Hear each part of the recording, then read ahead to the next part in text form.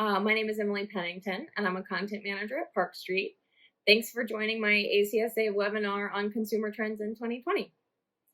Now, for those of you who may not be familiar with Park Street, we provide back office solutions and advisory services to hundreds of brand owners around the world. I head up Park Street University platform, which is a collection of educational materials for brand owners in the form of videos, written content, and podcasts.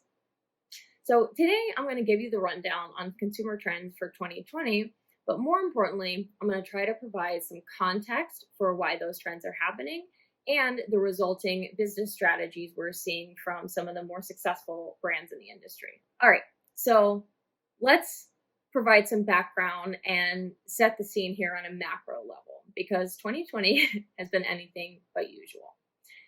So the US has experienced two significant periods of lockdown and reopening. The first was in spring and March and early April, when the virus initially hit the United States, primarily on the coastal states. So many of those states went into lockdown, issuing stay-at-home orders, which initially was thought to have been enough to stave off the virus going into summer. So many states began to reopen in May and June. However, then we saw a resurgence in the virus in some of the southern states that had had a little bit more of a relaxed policy when the virus was largely on the coast. So now we're in a period where the virus is still uncontained, if you will.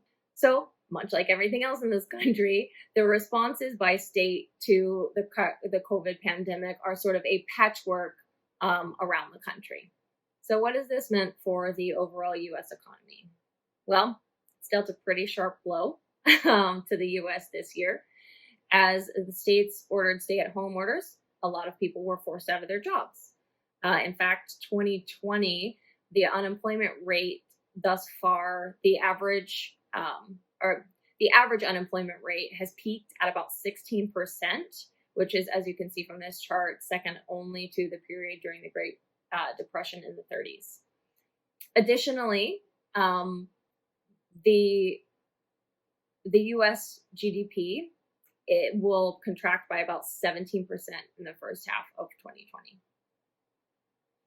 But this presentation is meant to, while it is meant to give you context, we also want to highlight some of the bright spots, especially in the spirits category.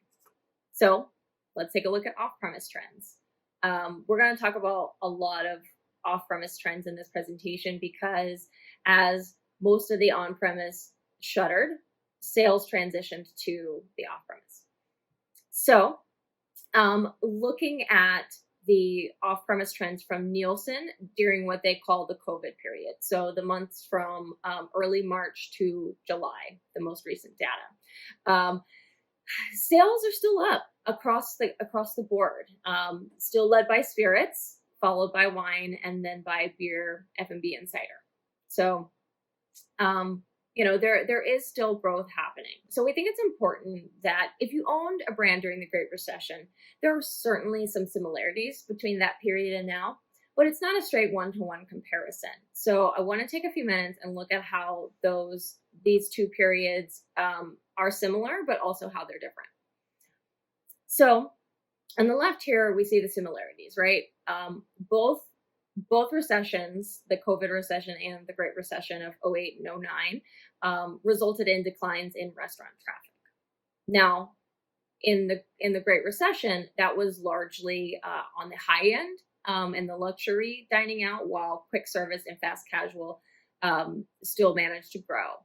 But this year, during the COVID pandemic, the restaurant industry has been hit pretty hard across the board. We've also seen declines in consumer confidence and spending. And of course, the unemployment was up during both of those periods.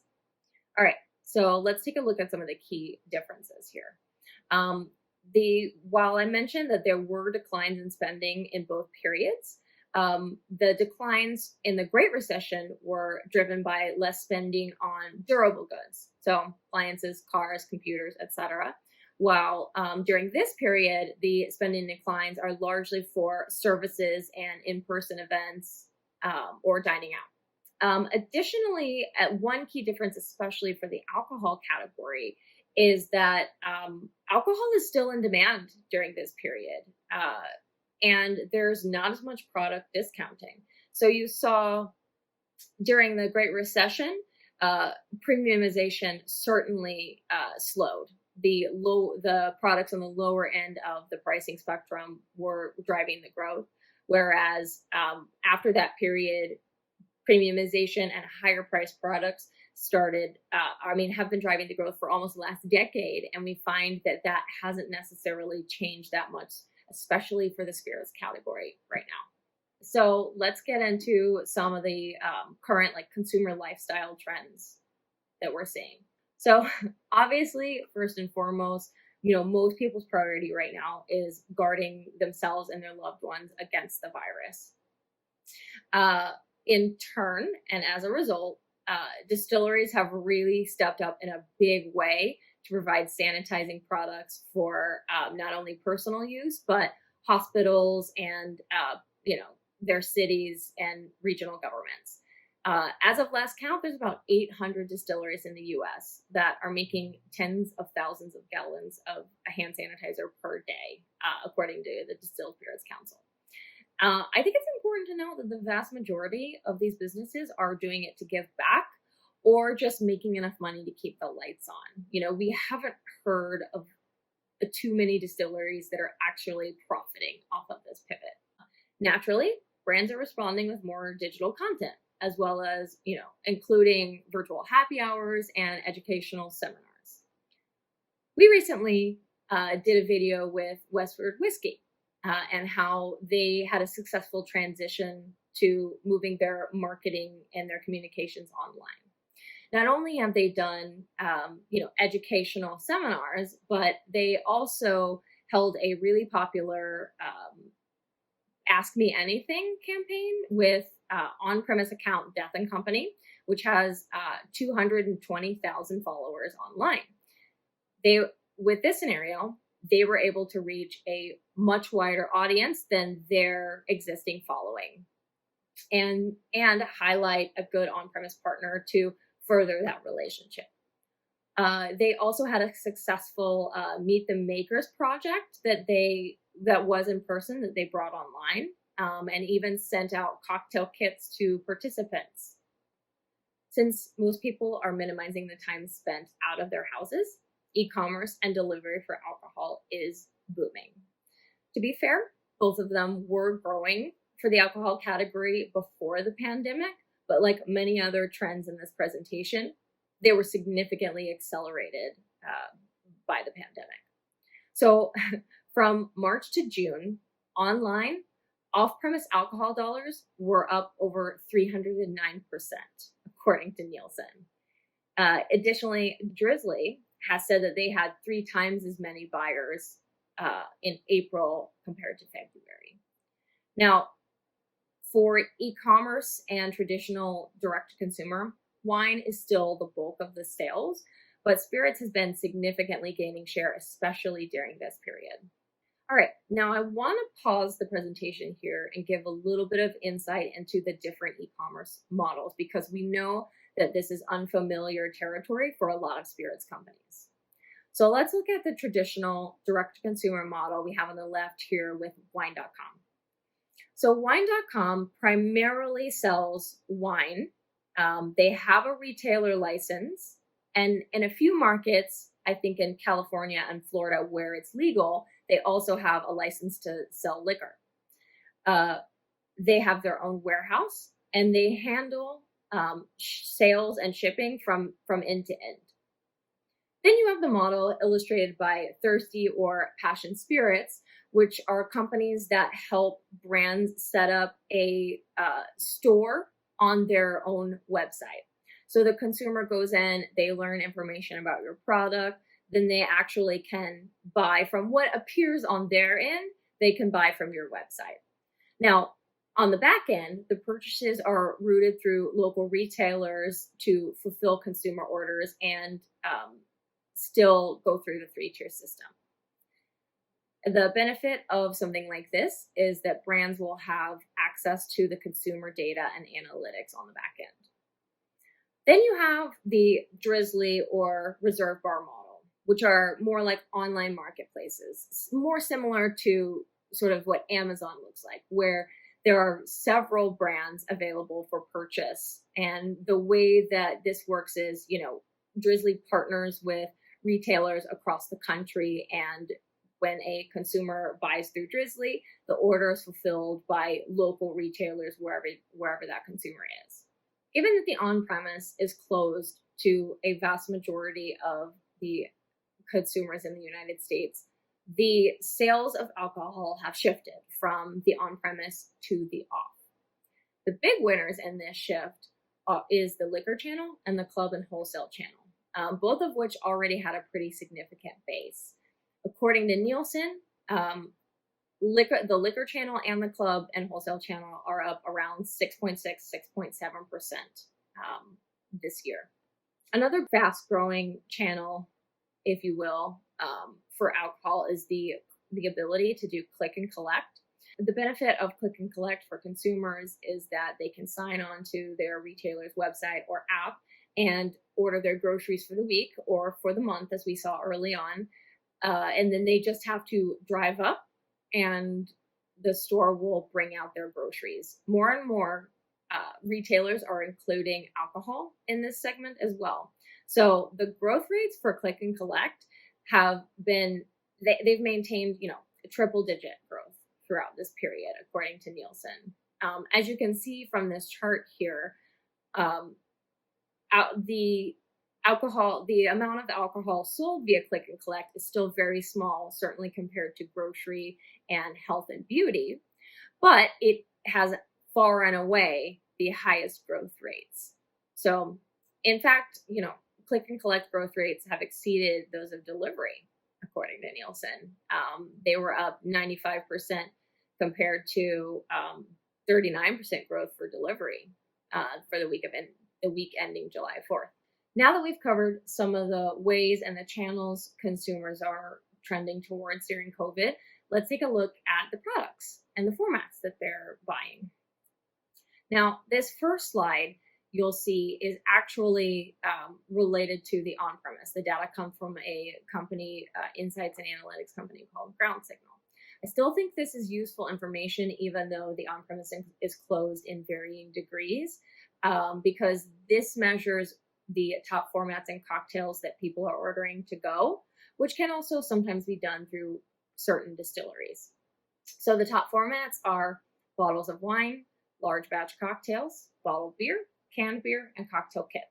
That pretty much spans the gamut of what type of containers people can take home. Now, the top cocktails are margaritas, sangrias, mimosas, and Bloody Marys. You'll notice those are all pretty solid, classic, staple products that people are ordering. Switching to the off-premise, because that's where most of the action is right now. Spirits has been leading growth and taking share in the alcohol category for up to a decade, if not more. And that has certainly continued through the pandemic and even exacerbated. So if you look at the Nielsen chart here, you can see total spirits were up about 5% for the year ended in February this year, compared to wine was up about 1% and beer was up closer to 4%. Now, if we look at the COVID period to date, that's jumped to 33% sales increases for spirits versus 27% in wine and 20% in beer. I think to a lot of folks' surprise, premiumization in the spirits category has continued throughout the pandemic. The growth is being driven by the middle tiers, but the higher ultra premium spirits tier is outperforming the growth of the other price tiers on the lower end. The growth rates for ultra premium tier is above 50% for most weeks, according to Nielsen. We think this is because the mindset about cocktails and spirits has shifted for good. The category has done a great job of educating consumers on the value of higher priced products, and we think it's stuck through the pandemic. Whereas if you look at table wine, the data indicates that premiumization is not happening in the same way. In almost all varietals, the popular and the value segments are gaining momentum over the higher price segments. But comparatively for spirits, there are several categories that are showing excellent growth at the ultra premium level, including tequila, US whiskey, and gin. Within spirits, there have been two clear frontrunners during the pandemic, which is RTDs and tequila. Right now, we're looking at RTDs, or ready to drink. There's a quick snapshot here that shows the expansive growth that this category has seen during this period. So it was already growing before the pandemic hit. As you can see, for the 52 weeks in February, the category was up, a healthy almost 22%. Well, for the week ending July 11th, it's jumped to 71% growth. So we think, RTDs in particular, hard seltzers and craft cocktails are doing particularly well because they sit at the convergence of several different trends happening right now. The first one is cocktail culture at home. During this period, there are two different types of consumers, right? You have plenty of cocktail enthusiasts who are taking up complicated cocktail recipes at home. Sure, right? But they're also homeschooling their kids, they're working overtime, or just not wanting to spend the money to keep up with a full set of ingredients on hand. So the next best option is canned cocktails. That's at least hitting the spot when they can't go to their favorite restaurant. We've also seen brands in the RTD space coming online with higher quality ingredients for canned cocktails, and often with a lower ABV. That puts them squarely in the healthier for you category, or at least perception wise, right? And again, they're very easily portable. Because consumers right now are turning to outdoor activities in droves, because the messaging in most states is that outdoor activities are significantly safer than indoor. So they're going camping or meeting their friends in the park, where they can still feel social while maintaining a healthy distance away from other people. All right, back to the tequila category. It's been on fire for a long time. It was already one of the fastest growing categories in the US prior to this period. But in June, the tequila category officially passed rum and is now the third largest category in depletions, according to data from SipSource. Despite a heavy dependence in the on-premise, tequila trends have been popular in the pandemic, by and large due to the popularity of the margarita, the timeless popularity of the margarita. I mean, it's been the most popular #1 cocktail in the US for years, and that continues to be true. An article from VinePair actually interviewed an Arizona-based bar called Los Ambrosos, which said recently that the margarita has made up about 40% of the location's sales right now. So that is the particular driver of tequila. We've also seen a few interesting trends as it relates to packaging over the course of 2020. So first, when the virus initially made its way into the US and no one really knew much about how it spread or where it would catch fire, there were states, of course, trending towards stay-at-home orders. So we saw a lot of pantry loading, of course, within all categories, but specifically within alcohol, we saw a lot of 175 liters boxes and 30 packs of cans selling very well, because I think people didn't know how long they would be at home. Now, like almost every other routine, things are starting to normalize in this area. And in fact, Nielsen just sent out a note this week that indicates smaller sizes are starting to gain in popularity. So we're talking like 50 milliliters and 375s. We think this is likely because people are starting to get more comfortable with socializing outdoors. The national messaging has been that it is safer to be outdoors around people and socially distanced than it is to be inside. So a lot of the smaller packaging is very portable for this exact purpose.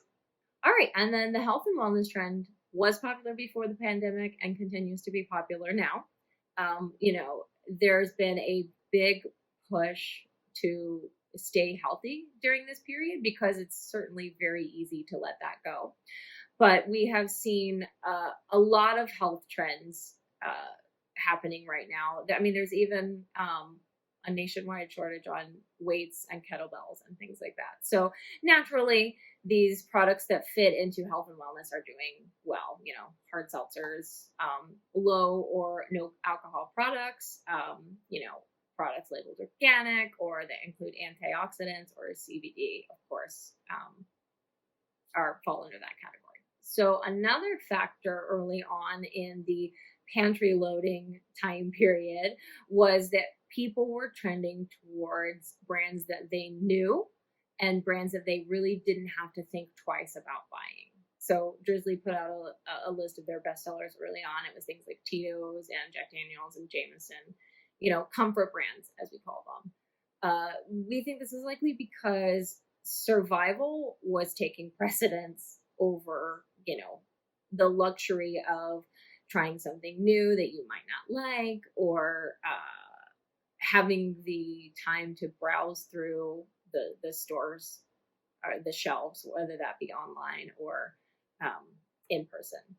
There are some signs that comfort buying trend is also starting to wane a little as consumers get used to life during the pandemic. They are re-engaging some of their prior habits, right? Especially craft brands. And a big factor in this has been the relaxation of alcohol laws in certain states and allowing more flexibility. So let's take a look at a couple of examples of craft brands getting creative within their states. One of the big ones is, again, outdoor activity, allowing for outdoor dining, adding really simple foods to qualify in those states where food must be served with alcohol. Certainly doing spirits to go where possible. And one of my favorites is Ironfish Distillery in Michigan. Set up a program to allow people to go camping because they have 140 acres on their distillery / farm. Another example of creativity that is actually not a craft distiller, but I still think is very neat and worth sharing is from Babe Wine. They actually created a socially distanced manicure truck in Brooklyn. So as you can see, they listened to all of the people who online were talking about missing their salon, missing their manicures. And so they created this almost like food cart situation where people could come and walk up and get a manicure. And then to meet the demand for entertainment, Liquor 43 created a home quiz as an additional way to interact directly with consumers around the world and tap into the fact that people are also playing more games now. Their home quiz is online. It's accessible around the world, and users can share a code with friends to invite them to the game, and so they can interact together. It also, in conjunction with this, ran a market-specific social media campaign and encouraged participants to share the results on social media. The big question is, what does this all mean for the future? I wish I could tell you for certain, but I don't know that anybody can.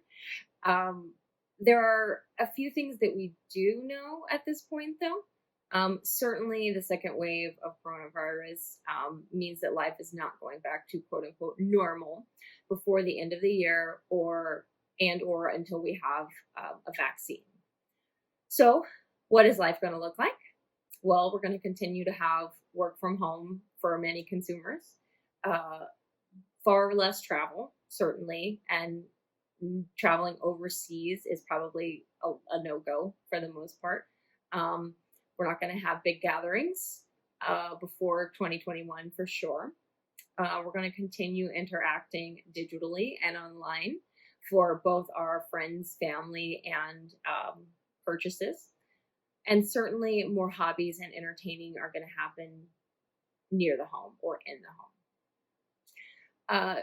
So suffice it to say, we know that times are hard for craft distillers, but there is some good news to be found in these trends, and especially because spirits are thriving. And I think I've shared a number of trends that can be capitalized on, and the craft distillers that come out of this pandemic are going to be the ones that are able to adapt and evolve.